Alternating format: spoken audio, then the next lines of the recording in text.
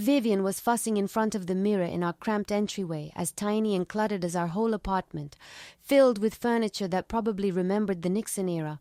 She wore her only nice dress, a dark blue velvet one, bought 10 years ago for her niece's wedding. It still fit her perfectly, though the lines around her eyes and mouth had deepened, clashing with the almost evening elegance and creating a poignant, aching dissonance. "Arthur, are you ready? We'll be late. It's awkward. Walter himself invited us."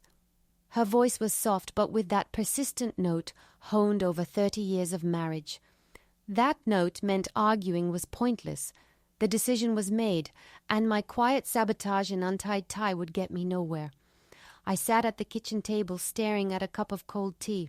The tie, that hated silk noose, lay beside it on the oilcloth. The company's 50th anniversary. Once it was called the Synthesis Design Institute.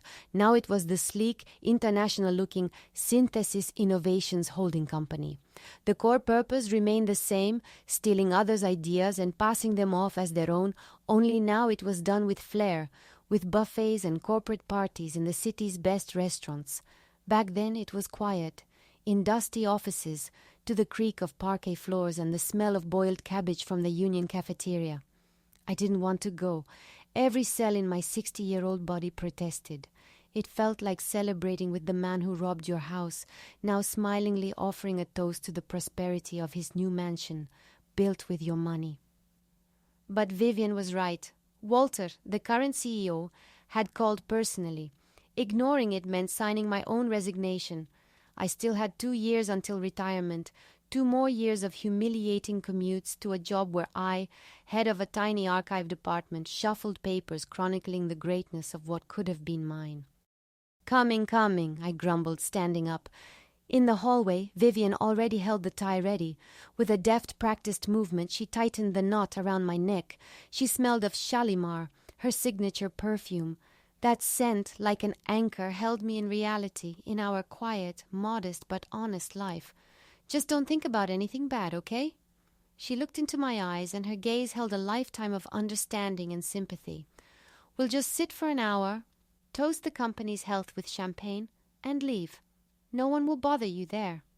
She didn't say the main thing. She didn't say her name, Margot, Rita. We both knew she'd be there. Not just be there, it was her night, her triumph. She wasn't just Rita anymore.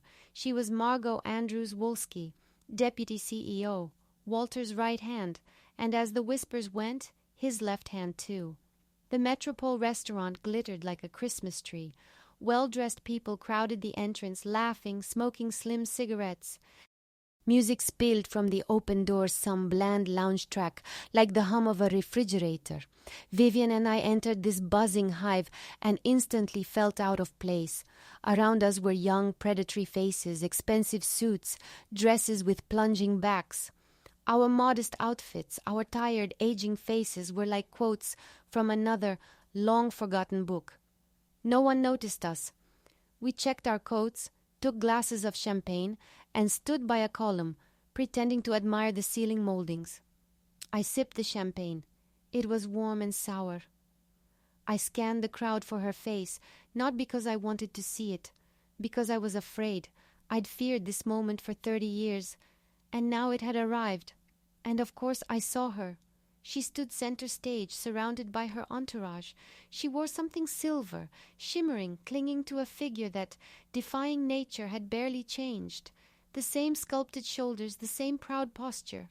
She laughed, head thrown back, the flash of diamond earrings painfully sharp in my eyes. Beside her, Walter stood, his hand resting possessively on her waist, grayer, heavier, but with the same arrogant smirk. Memory is a strange thing. It works not like film, but like flashes. I see her now, 60, successful, in diamonds, and the next second a flash. The Synthesis Research Institute. A long, dim corridor. She's 22, fresh out of college, slender in a silly polka-dot cotton dress, 2 thin braids. She stands outside my office door, afraid to enter. Me, a young lab director, 30, full of promise.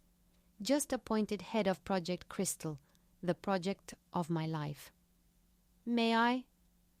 Her voice was soft, almost childlike. She handed me her documents. I look at her summa cum laude diploma, her frightened yet intelligent, lively eyes, and I take her onto my team, under my wing. She proved incredibly gifted, grasped everything instantly. She didn't just do assignments, she lived the project as intensely as I did. We sat in the lab until late, drank cheap instant coffee from chipped mugs, argued hoarsely over formulas, sketched schematics on the backs of old drafting paper. Sometimes when we stayed very late, I'd walk her home through the dark, snow-covered park. We didn't talk about work, about books, music, dreams. She said she wanted to change the world, and I'd watch the snowflakes fall in the streetlight, her face flushed from the cold, and feel a happiness so simple, so overwhelming, it made me want to cry. One winter, in that same park, I clumsily took her mittened hand. She didn't pull away. We walked silently, hand in hand, and that silence was louder than any confession. A month later, we filed papers at City Hall. She moved in with me, into this same apartment where I now live with Vivian. Back then, it seemed huge. We hung wallpaper ourselves, laughing, getting covered in paste. We sanded the floors ourselves. Rita brought a record player and a stack of old vinyl, and in the evenings, Vertinsky sang for us. Your fingers smell of incense, and sadness sleeps in your lashes. Crystal was almost ready. It was a revolution, a new polymer coating capable of withstanding extreme temperatures and pressure. It opened doors to space, deep-sea exploration, new energy. It was my triumph, our triumph. I'd written the main defense report, only final touches, final tests remained. I was on top of the world, young, in love, brilliant. God, what an idiot I was. The flash fades. I'm back at the Metropole. The champagne in my glass is gone. Vivian touches my elbow. Arthur, let's sit at that corner table. My feet are aching. We sat at a small table, partially hidden by a potted ficus. From here, the stage where the executives would soon appear was clearly visible. Another flash. A commission from the department arrives at our institute to review promising projects, headed by a young, slick official named Wolski. Walter. He walks through the labs with an air of importance, asking patronizing questions. When he enters ours, his gaze immediately lands on Rita. She looked especially beautiful that day. In her white lab coat, unbuttoned over a crisp blue blouse, hair pulled back in a high knot that revealed her swan-like neck. He lingers longer with us than in other labs. Asks about Crystal. Proud and happy, I tell him everything, show him calculations, samples. Rita stands beside me, silent and smiling, but her smile is different, not meant for me. A week later, Wolski reappears at the institute, ostensibly to clarify details. He invites Rita for a consultation in his office. She returns late that evening, flushed and excited, says our project caused a sensation, that a state prize and separate funding are promised.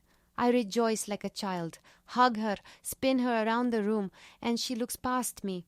Then she started staying late more often, meetings at the department, preparing documents. She started dressing differently, severe suits instead of cotton dresses. Instead of me walking her through the park, a black sedan waiting for her at the institute entrance. I began to suspect something, but pushed the thoughts away. I trusted her. I loved her. How could you not trust the person you planned to spend your life with? The end was mundane and terrible. I came home early, wanting to surprise her. Her things were gone. A note lay on the kitchen table, 4 words in her neat, beaded handwriting. Sorry. It's for the best. The next day, the institute director summoned me, an old cowardly man. He fidgeted, avoided my eyes, then said Project Crystal was being transferred to a special group under Comrade Wolski from the department. As for me, I was being transferred to the archives, because gross errors had allegedly been found in my calculations, jeopardizing the entire project, and I should be grateful I wasn't fired for sabotage. I argued, shouted, demanded an audit. But all my blueprints, all my notebooks, all proof of my authorship had vanished. Rita had taken everything, not just her things from my apartment. She took my life. I later learned she married Wolski, that they tweaked my technology slightly, called it Diamond, and got everything promised to me, the prize, the fame, the money. Wolski rose fast, and his synthesis innovations was built on the bones of my project. And Rita, Margot Andrews, became his loyal partner. I broke, went on a year-long bender, drank anything flammable, lost friends, respect. Vivian pulled me out of that hell. She was a nurse at the hospital where I landed with delirium tremens, a quiet, unassuming woman with kind eyes. She was just there, fed me broth with a spoon, read me newspapers, said it would be okay. She never asked about the past. She simply saved me, and I married her. Not out of passionate love, no, out of endless gratitude, which over time grew into something deeper, a profound, quiet bond. We lived a quiet, modest life. No great highs, but no terrible lows either. And the wound never healed, it just scarred over. And now that scar was throbbing relentlessly. The show on stage began. Walter was giving a speech, talking about achievements, breakthroughs, a brilliant future. The crowd applauded lazily. Then he said, "And now I want to give the floor to the person without whom our success would be impossible.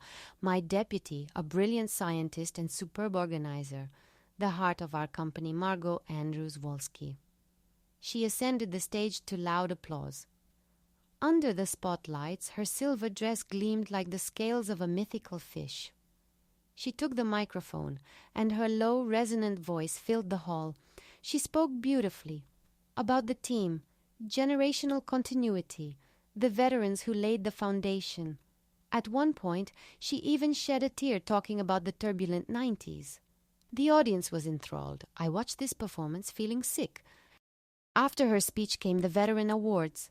Names were called, old men and women. My former colleagues walked on stage, received certificates and cheap watches. Vivian squeezed my hand. Maybe we should slip out? But I couldn't. Something held me. Some dark, irrational force. I had to see this show to the end, and then it happened, what I both feared and anticipated. The awards ended. Margot descended from the stage and moved through the crowd, shaking hands, smiling, accepting congratulations, and her path led inexorably to our table behind the ficus. She moved like a queen, the crowd parting before her. Vivian clutched my hand, her knuckles white. "Arthur, let's go. Please." But it was too late. She stopped at our table. She looked at me. I hadn't seen her this close in 30 years. Time had touched her too. Fine lines around the eyes, concealed by expensive cream. Folds on her neck the high collar couldn't hide. But the eyes were the same. Lively, intelligent, and now commanding. Not a trace of remorse. Only polite, slightly condescending curiosity, as if looking at a museum exhibit. "Arthur Peterson? Didn't expect to see you here." Her voice was smooth, well modulated. No hint of the past, no Arthur. "Glad you could make it." She glanced at Vivian, gave a curt nod, and looked back at me. Then, in a gesture that was the height of cynicism and hypocrisy, she extended her hand. Manicured perfect, adorned with an expensive ring, the hand that once held mine in a snowy park, the hand that stole my blueprints, the hand that wrote that goodbye note. The surrounding buzz quieted. People nearby fell silent, watching with interest. Vivian stopped breathing. I looked at that hand. Then I raised my eyes and looked straight into hers, and 30 years of pain, humiliation, resentment, my broken life, my stolen dream, condensed into one sentence. I said it quietly, almost expressionless, but loud enough for her and those nearby to hear. "Not after what you did." I don't know what flashed in her eyes that second. Surprise? Anger? Maybe, for a split second, fear. She hadn't expected it. She thought time had erased everything, that an old, broken failure would be happy to shake the hand of Margot Wolski herself. She slowly lowered her hand. Her face became a mask, not a single emotion. She turned and without a word walked away, just as straight and proud, parting the crowd. I stood up, took Vivian's hand. Hers was trembling. We walked to the exit, looking at no one. I felt everyone in the room watching our backs. But maybe it was just in my head. We dressed in silence, stepped out into the frosty air. Nighttime New York hummed, living its own life, indifferent to the small drama of two old people. We caught a cab. We were silent all the way home. Vivian never let go of my hand. When we entered our small apartment smelling of Shalimar and old books, I didn't feel relief, not triumph, only a terrible ringing emptiness. I'd carried that sentence inside me for 30 years. I'd said it, and nothing had changed. The wound hadn't healed. The emptiness wasn't filled. It was like firing a bullet at a ghost, only to have it pass through and hit the wall of my own life, leaving another hole. Vivian took off her velvet dress, put on an old robe, put the kettle on. She didn't ask questions. She just poured me tea, put a plate of cookies on the table. I sat in the same spot I'd sat hours before, unwilling to go to that cursed anniversary. The tie still lay on the table. I picked it up. A silk noose. I hadn't freed myself. I'd just tightened the knot around the ghost of the past. But a ghost can't die. It would stand behind me as long as I lived. The kettle shuddered and began its thin rising whistle, jolting me from my stupor. Vivian, without looking at me, took it off the heat, poured boiling water into our cups. A spoon clinked against ceramic. These sounds, familiar, domestic, woven from thousands of such evenings, now sounded deafeningly loud in the vacuum of silence that had formed inside me after the spoken words. The words I'd prepared like a deadly poison for 30 years. The poison turned out to be harmless, or I had drunk it myself. Vivian placed a cup before me. I watched the steam rise, the reflection of the kitchen light in the dark liquid. I didn't touch the tea. "You haven't eaten anything," she said. Not a question, a statement. Her voice was even, without reproach, but laced with weariness. Not from the day, but from the life lived with me. "Not hungry," I replied. She sat down opposite, cradling her cup in her palms as if warming them. Her hands, with slightly swollen knuckles and a network of wrinkles, were the hands of someone who had worked, cared, saved her whole life. They'd saved me, too, and now she was trying to piece me back together again, not knowing where to start. "Did she say anything?" "After?" Vivian asked so quietly, as if afraid someone else in our empty apartment might hear. "Nothing." Turned and left. "That's it?" "That's it." And that's it was the most terrible part. I'd expected anything, a scene, a retort, security throwing me out. Any reaction would have confirmed I'd hit the mark, that my shot had reached her.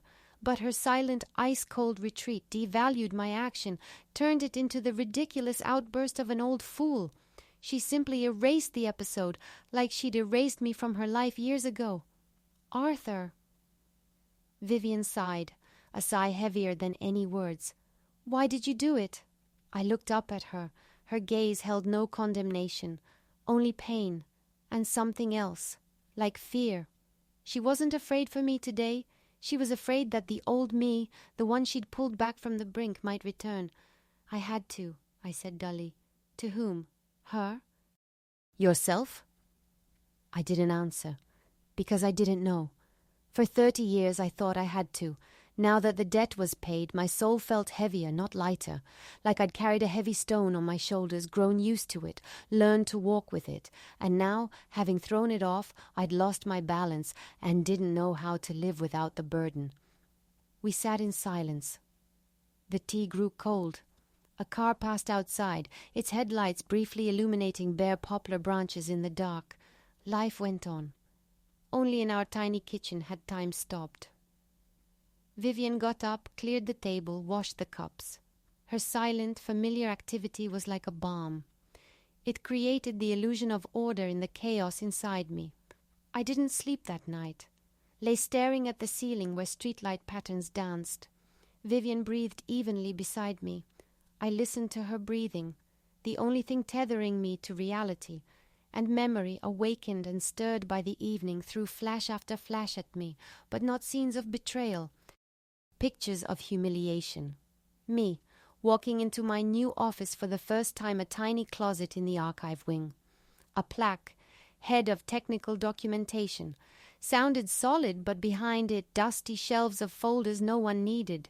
And me, the 30-year-old genius, author of Crystal, sitting at a desk where some half-asleep old man sat before me, staring dumbly at the wall.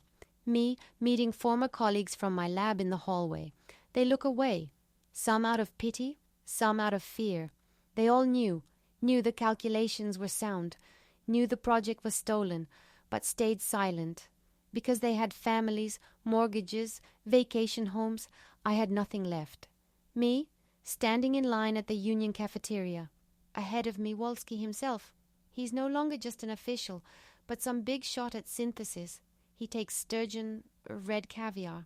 Turns, sees me with my tray holding a grey meatloaf and watery mashed potatoes, and on his face not gloating, no, just disgusted bewilderment, like seeing a cockroach. And he doesn't recognize me or pretends not to. I close my eyes, trying to banish the visions. Found Vivian's hand. It was warm. She murmured something in her sleep and squeezed my fingers tighter, and I thought that, if not for this hand, I'd have drowned long ago. I clung to it like a life raft, and today I'd rocked our fragile boat myself. Why? To prove something to a ghost? The morning was grey, damp. The alarm rang like a gunshot. The thought of going to work, into that very building where my pitiful drama had played out yesterday, was physically unbearable.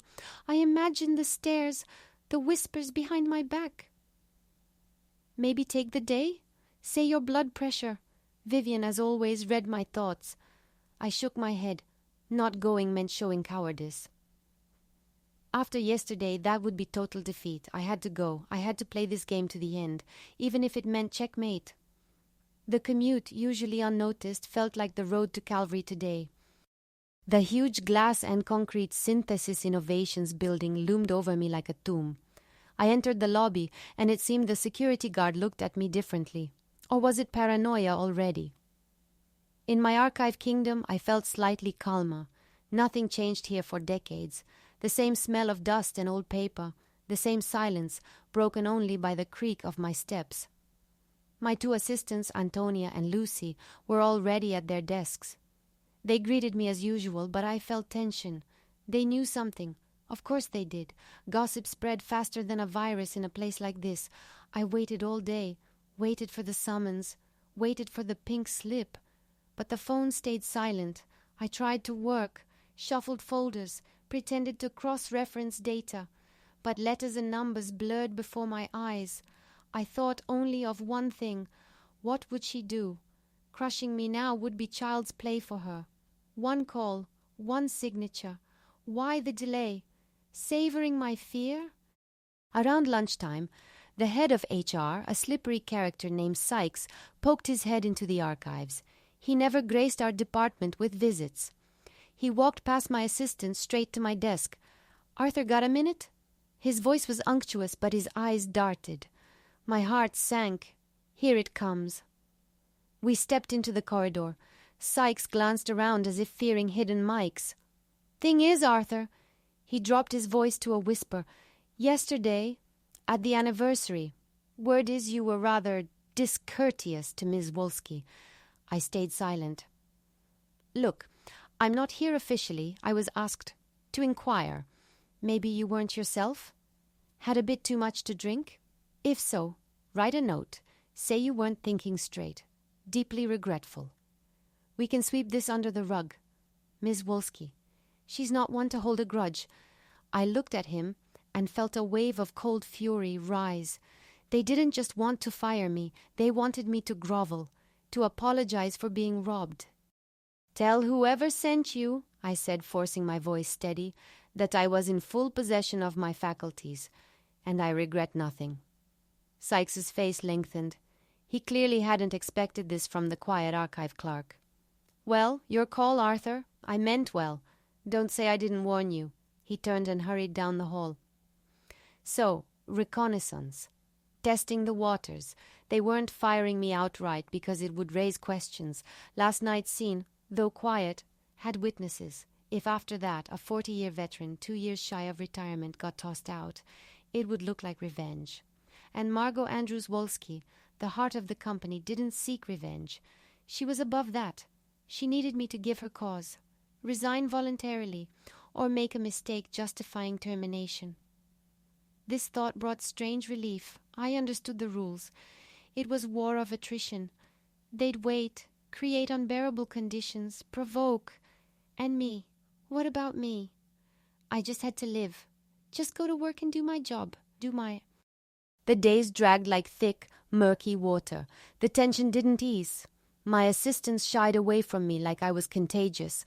Colleagues from other departments either hurriedly looked away or stared with morbid curiosity. I was an outcast, the man who dared say no to the system, and the system was methodically squeezing him out. The petty torments began. A request from our department would get lost. A surprise fire safety inspection would uncover 1,000 violations. Our department bonus would be cut, transparently hinting the boss was to blame. I endured it silently. I arrived at 9, left at 6. I was impeccable, and that, it seemed, infuriated them more. Vivian saw it all. I didn't tell her, but she saw how I came home. Grey, wrung out. She didn't pry.